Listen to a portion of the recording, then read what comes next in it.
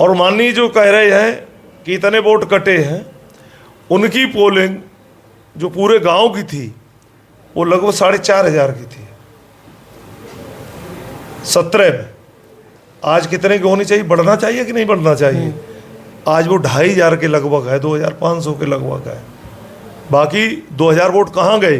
पूर्व विधायक जी के यहाँ की बात करें, उनके गांव की।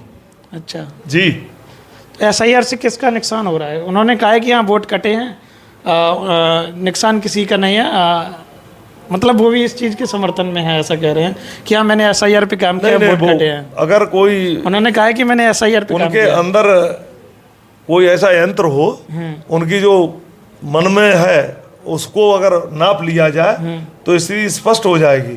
जब हम आपसे यही कह रहे हैं कि उनके गांव में 4,500 के लगभग 2017 में वोट थे, आज 2,025 वोट हैं, तो ये 2,000 कहाँ गए? नुकसान किसका हुआ?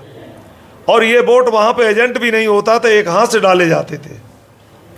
पोलिंग स्टेशन ऐसे बना के रखे थे कि वहां पे दूसरी जात का कोई व्यक्ति वोट नहीं डाल सकता था।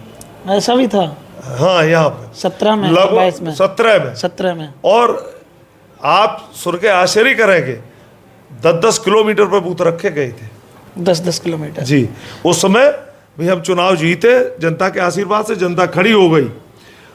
फिर उन्होंने कहा चलो हम 2 यादव थे इसलिए जीत गए।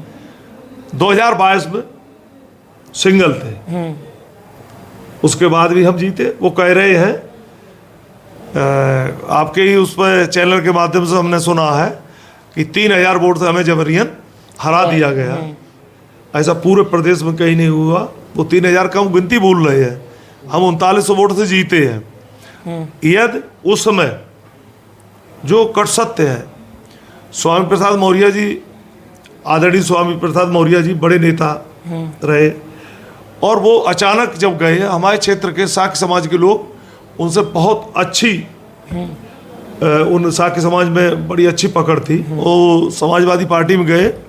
उनकी बेटी संघमित्रा भी यहाँ से विधानसभा चुनाव लड़ी थी, तो लोग जुड़े हुए थे, उसका भी हमें नुकसान हुआ था। उसके बाद भी, वो नुकसान होने के बाद भी आप जीते हैं।